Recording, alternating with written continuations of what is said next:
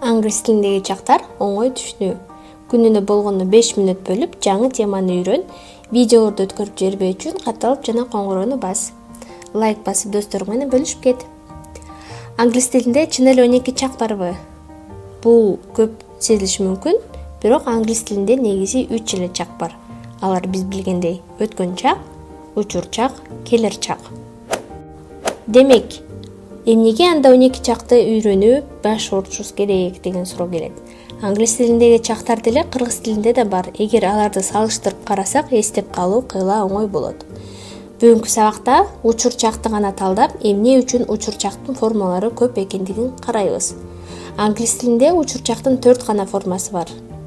Эң биринчиси бул жөнөкөй формасы. Present simple. Англис тилинен которгондо simple деген сөз жөнөкөй дегенди түшүндүрөт.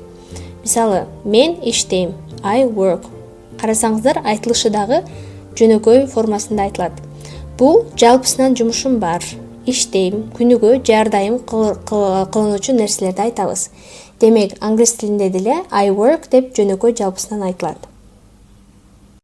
Мен иштеп жатам десек, бул деле учурда кылып жүргөн нерсе, бирок конкреттүү так азыр же ушул жумада, же ушул айда бир так учурда кыска убакытта болуп жаткан нерсени айтабыз. Демек, иштеп жатам англисче деле дал ушундай айырмачылык болот формасында. I am working. I am working. Ал эми мен иштеп келем болсо, I have worked. Демек, бул жумушту өткөн чакта баштап, азыркыга чейин дагы иштеп келебиз. Бир кезде баштаганбыз, азыр дагы маанилүү. Муну кээде жыйынтык же тажрыйба кайтары колдонсок болот. Мисалы, I have worked in this company for 5 years. Мен бул компанияда 5 жылдан бери иштеп келем. Азыр дагы кылып жатам, бирок мурун эле баштагам.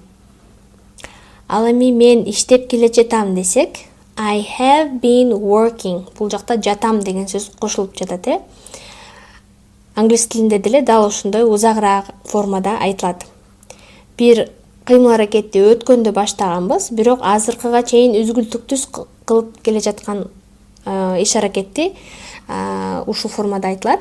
Мен иштеп келе жатам. Өткөндө баштадым, азыр дагы иштеп жатам. I have been working. Бул жерде мен айтып кеткендей, кыймыл аракеттин узактыгын же үзгүлтүксүз болуп жатканын баса белгилейбиз. Жыйынтык.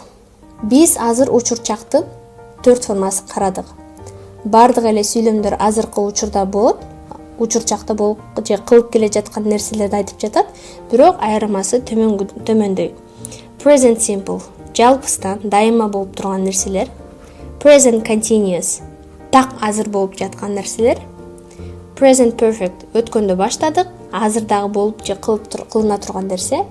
Present perfect continuous.